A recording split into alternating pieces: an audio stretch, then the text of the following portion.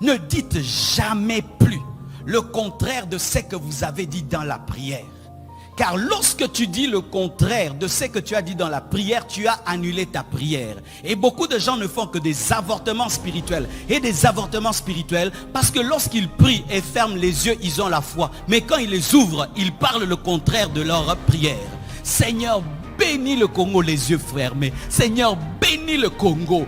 Seigneur, que le Congo devienne une grande nation au cœur de l'Afrique, les yeux fermés à la fois. Quand il ouvre les yeux, il voit les embouteillages. Il voit, il n'y a pas de route. Il voit, il y a des trous. Il commence à dire, Bakata katango kaka. Ne change pas de langage. Sois un homme de foi quand tu fermes les yeux et un homme de foi quand tu ouvres les yeux. Même s'il y a des réalités contraires, ne change pas de langage. Continue à dire ce que tu as dit dans la prière. Continue à proclamer ce que tu as proclamé dans le jeûne. Continue à dire ce que tu as dit dans la veillée. Et ce que tu as dit finira par s'accomplir. Mais ne change pas de langage. La femme sunamite a reçu un enfant miraculeusement. Cet enfant tombe malade et meurt. Elle prend l'enfant, elle le fait coucher sur le lit du prophète qui a la puissance de la résurrection. Donc elle a demandé sa résurrection. Ce n'était pas un hasard qu'elle ait couché sur le lit du prophète. C'était une prière que le Dieu qui me l'a donné me le redonne. En soi, aujourd'hui, je prêche en supposant que tu lis la Bible. C'est pourquoi je ne lis pas beaucoup de Bibles. Toi-même, tu as ta Bible dans la tête. Alléluia.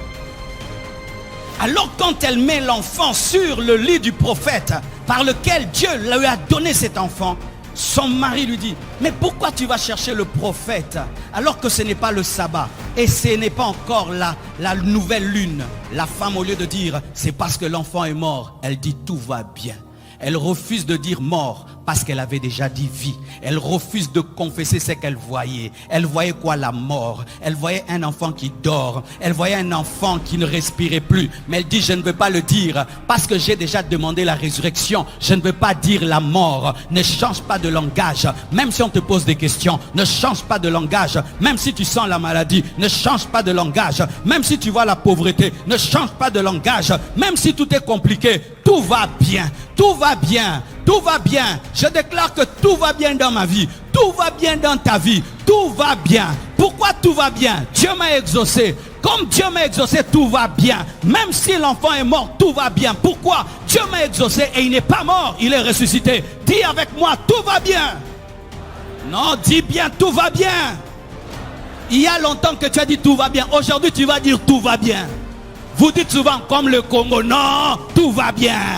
Tu dis toujours je suis malade, non, tout va bien. Tu dis toujours je manque l'argent, non, tout va bien, tout va bien, tout va bien, tout va bien, tout va bien.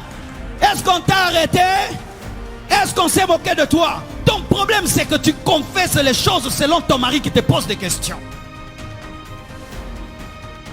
Chaque fois que tu prieras, il y aura toujours quelqu'un qui va te ramener dans la raison. Le mari de la femme sunamite voulait l'amener à dire l'enfant est mort. Chaque fois que tu vas décider de vivre dans la foi, il y aura toujours quelqu'un qui te posera des questions sur ta vie. Toutes ces années de prière, nous ne voyons rien. Pour que tu dises, hein, tu as raison. Il faut dire non. Il y a des choses qui sont en train de changer dans ma vie. Je suis en train de les recevoir en esprit. Ces derniers temps, ma dimension spirituelle a changé. Et comme le spirituel précède toujours le matériel, je crois que le Dieu qui a commencé spirituellement finira matériellement. Jamais je ne veux dire que j'ai échoué. Jamais je ne veux dire le négatif sur ma vie. Jamais je ne me maudirai. Jamais je ne dirai des mauvaises choses sur ma vie. Tout va bien. Quand tu commences à être fou, continue à être fou. Ne change pas au milieu. Car prier déjà c'est la folie. Vous savez, quand vous priez, vous êtes des fous. Vous parlez à l'invisible et vous croyez que l'invisible va vous donner l'argent, vous donner des enfants, des voitures. Vous êtes des fous. Alors,